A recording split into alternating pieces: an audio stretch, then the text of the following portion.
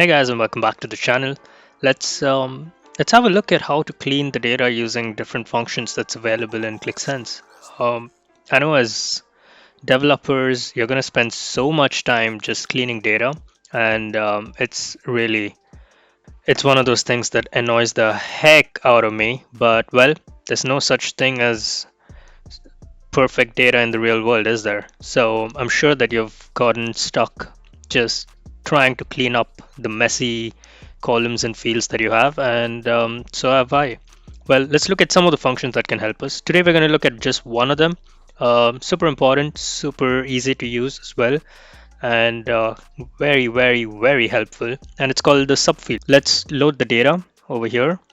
So let's have a look at our data over here. So we have two angle brackets here and three different fields. So what do we do to extract these information and put them in different columns? Well, we have a separator, and that's what we use our subfield function on. And in this case, this is number one, this is number two, and this is number three. Or this is -1, -2, -3. You could either go from left to right or right to left. So how can we extract using subfield function? Now we could say subfield customer ID. Our separator is this one, angle bracket here. And now we want to extract the first one. And that is everything before the first instance of your separator. So in this case, it should extract all of it before the first instance. So let's do that.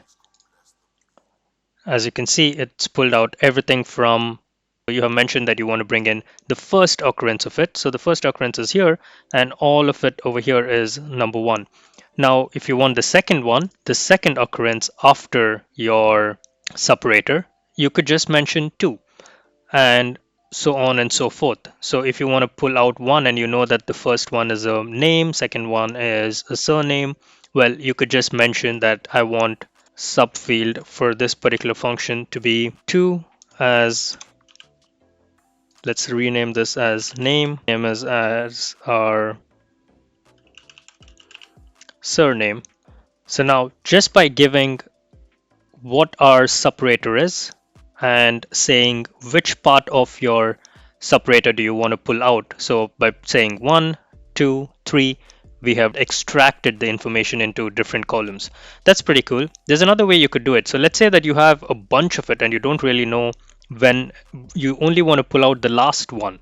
So in this case, if you don't know and you don't want to really count, you could just go the other way.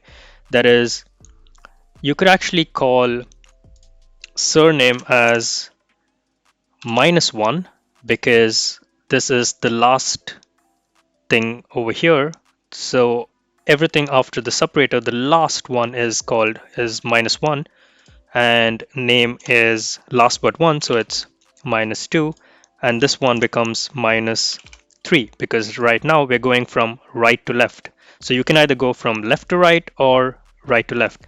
So this should give us the same results, but with different numbers that we have used to extract. So instead of 1, 2, 3, we have actually said -1, -2, -3, and it still gives us the same particular result. So the subfield function is super useful. So all you need to know is what is the separator, and then you need to mention which part of the separator do you want to pull out.